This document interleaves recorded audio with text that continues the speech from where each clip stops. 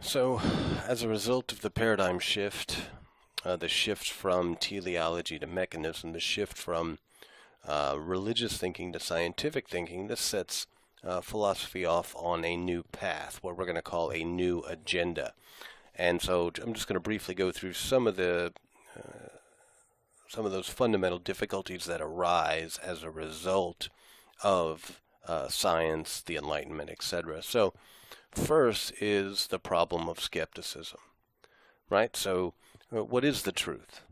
Right. So, on the one hand, you have science telling you that truth is what is empirical, what is available to the senses, and on the other hand, you have religion that says, well, the truth is actually the unseen thing, right? The truth is what's beyond the senses, right? And then, how do we know something? Do we know something via the senses? Do we know something because we've conceptualized it? What is the extent of our knowledge? And, fundamentally, can we know absolutely anything? Right? And then, with the advent of science, what does science have to say about souls?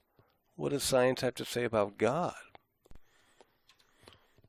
And we went through the difficulty of free will, right? With the advent of science, do I have any control over my choices? Am I just,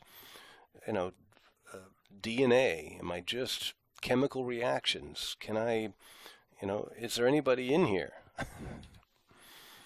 And then when it comes to truth and moral truth or ethical truth, right? Science doesn't have anything to tell us about good and bad. Science is very good about telling us how things have happened. Science is very bad about telling us whether or not something should have happened. Right? And then what about the meaning or the significance of the human life? Right? Without that divine telos, right, can life have meaning? I mean, or are we simply, an instrument on the planet like any other naturally occurring thing, dogs, cats, trees, etc. And so it's at this time that science is on the rise, and we're seeing not only conflict, intellectual conflict happening as a result of the paradigm shift, but there's some really real serious human consequences to this conflict. And Bruno is just one example of the human toll that this conflict was taking. Bruno, of course, thought the sun was just one of many stars, and they set him on fire. So as a result of these difficulties, as a result of the conflict between religion and science, on the scene comes René Descartes. René Descartes invents analytic geometry, is really a titan in the world of philosophy, the world of Western thought, and you'll see why. So his primary purpose in thinking, writing, etc., is to end the conflict between science and religion, right? To find a way to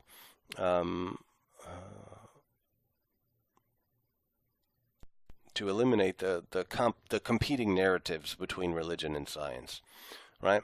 So the competition is, I mean, essentially, religion says it's the soul, it's the mind, it's the intellect that is primary. Science says it's the physical that is primary, right? That's what's most important. That's the truth that comes first. And so Descartes is going to take on this conflict, right, and try to come up with something that is foundational or more fundamental than either one. And so the method he takes, the method he adopts for his philosophizing is what we're going to call hyperbolic doubt. It's radical doubt. Okay, and so this is his approach to the epistemological question about how we know things. Which comes first, my intellect or my experience of things? And so Descartes' hyperbolic doubt is essentially, he's going to look at sources of knowledge. And he's going to say, okay, if it's possible that I can doubt this source of knowledge, right? If I can doubt it even a little bit, I'm going to throw it out as false.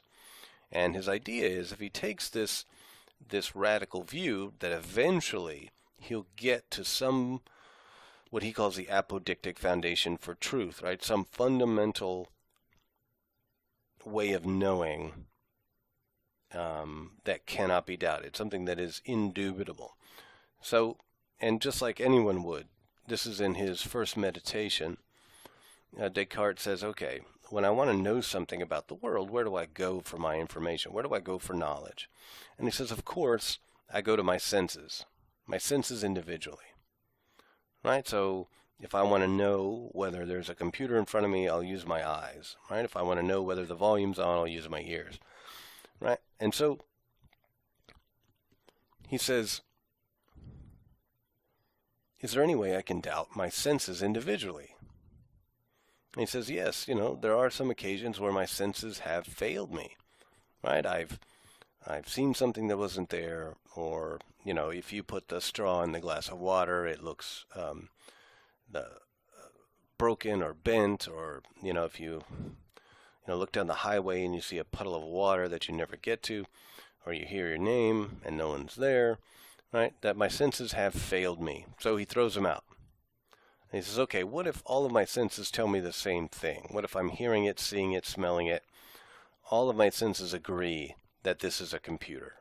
Is there any way I can doubt my senses when they all agree on something? Is there any occasion where, when they all agree that they might be wrong?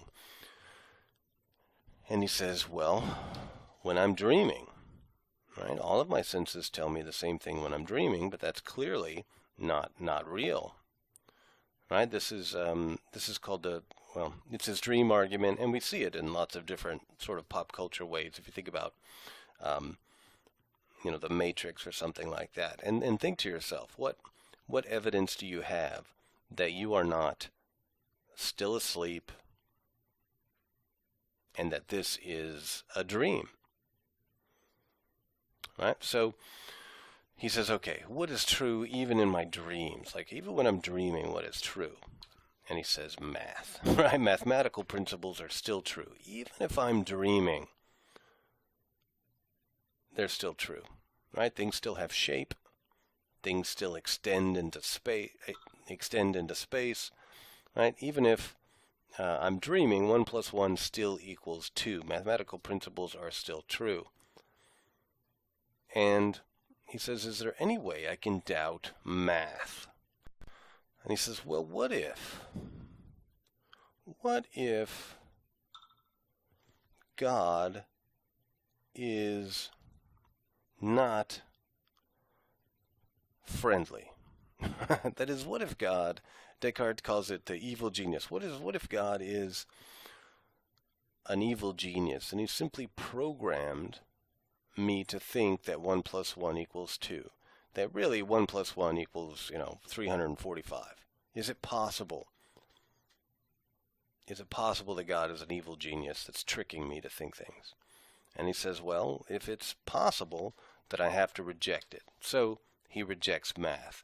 And this is really the end of his first meditation, right? That we can't trust our senses.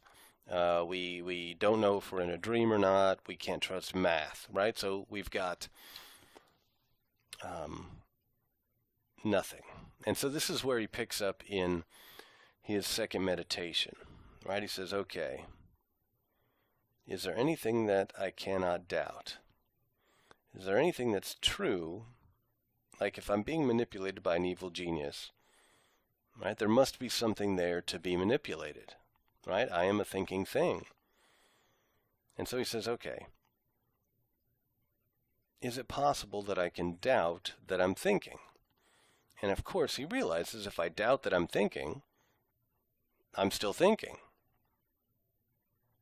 Therefore, he comes up with what he thinks is his apodictic foundation for truth or for knowledge, right? Which is cogito ergo sum, I think, therefore I am. This is what he argues is fundamental to all knowledge. I think, therefore I exist. Right? That no matter that there is still something there, even when I doubt all of those physical things and math, I'm still a thinking thing.